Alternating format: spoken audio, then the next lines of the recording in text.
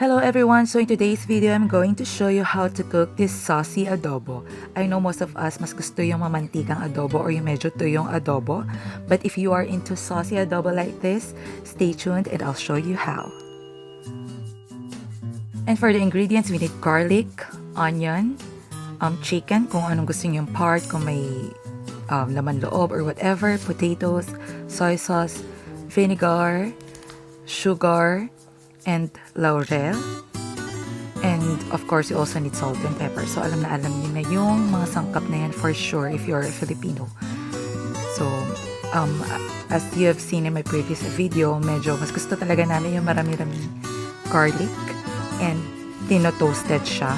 Para sa amin, mas gusto namin yung medyo toasted. And para hindi kasi masunog yung garlic at mag-end up lang siya as toasted, mas kailangan na haluin siya or wag siyang pabayaan na nakastay lang.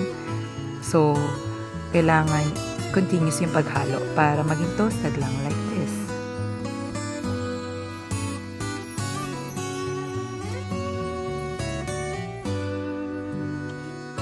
And now we can add onion.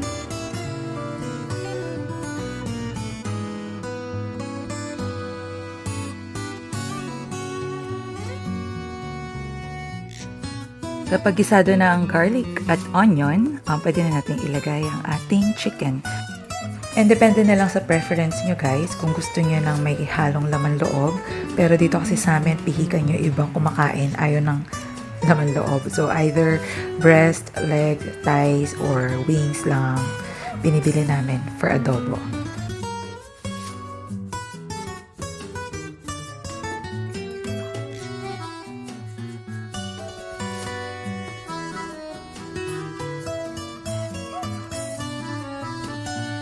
Ilagay na natin yung dahon ng laurel habang ginigisa natin yung chicken.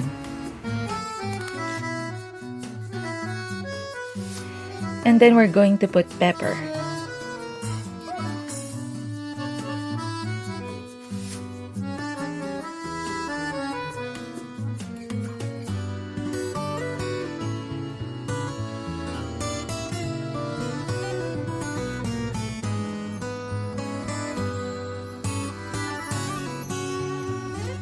And now we're going to put sugar. This is just 2 tablespoons of sugar. So depende na kung gaano karami ang iluluto ninyong adobo and your preference when it comes to sweetness.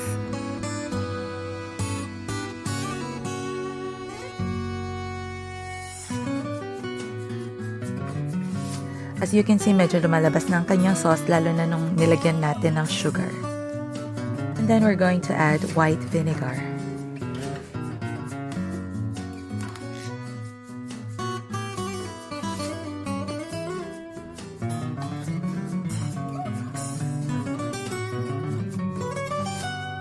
And now we're going to add soy sauce.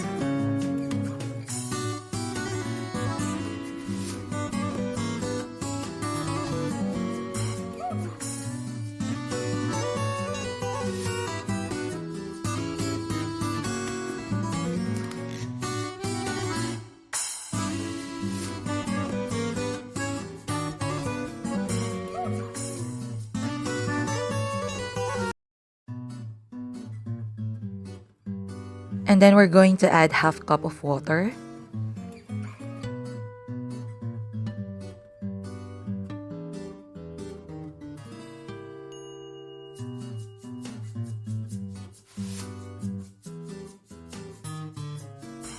Haluin muna natin siya and we will let it simmer for a few minutes.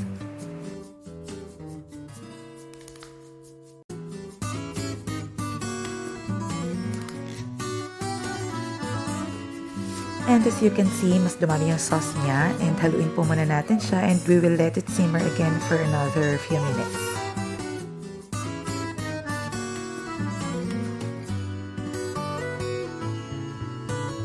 And now we can add the potatoes.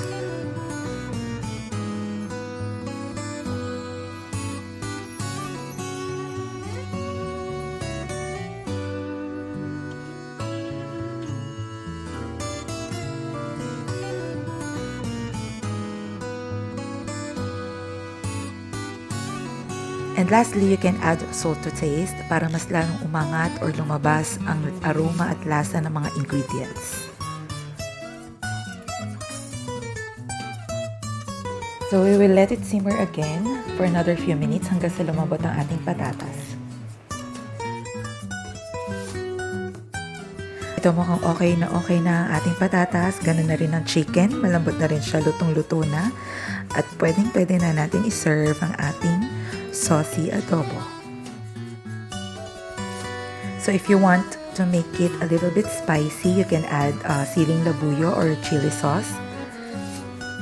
But since meron kaming bata sa bahay, so naglalagay na lang kami ng chili sauce per serving. So thank you for watching and I hope you guys enjoy this recipe and try this at home. Please don't forget to like, subscribe, and hit the notification bell. See you on my next video.